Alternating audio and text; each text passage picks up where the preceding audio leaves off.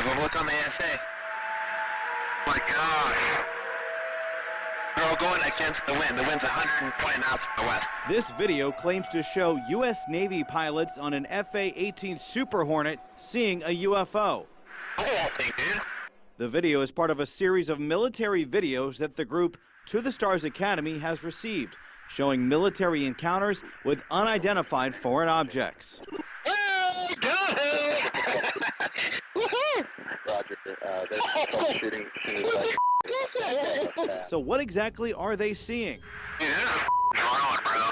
A drone, a star, or something extraterrestrial?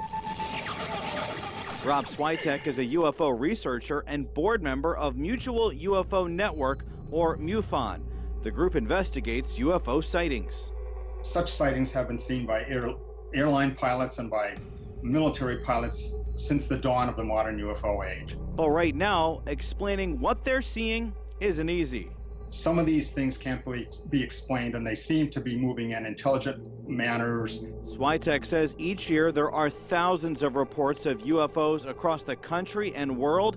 He says UFO investigators are able to determine explanations for the vast majority, but about 20% remain a mystery. Does that mean they're aliens, at least sometimes?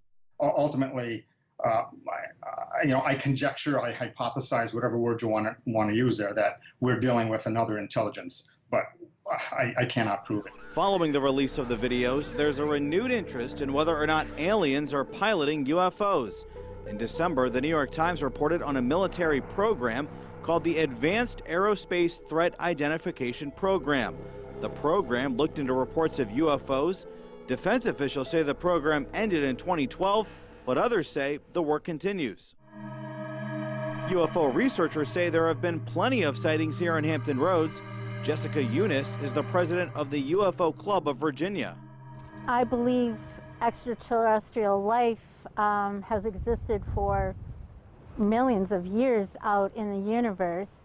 Eunice says one night she saw a UFO while walking her dog in Virginia Beach. I felt it was getting closer, and I told my husband, and you know, you have to joke about this a little bit once in a while. I said, I don't want to be abducted. Let's go in, because it is coming closer.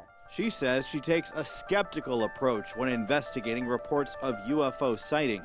I want to get rid of the skeptics and people who are just on here and reporting UFO sightings that just want attention. But the researchers say to prove there really are aliens, they need more help from the scientific community. But we need a whole bunch of scientists and a whole bunch of money so that we can really bring a lot of good brains and a lot of scientific equipment to bear on the project.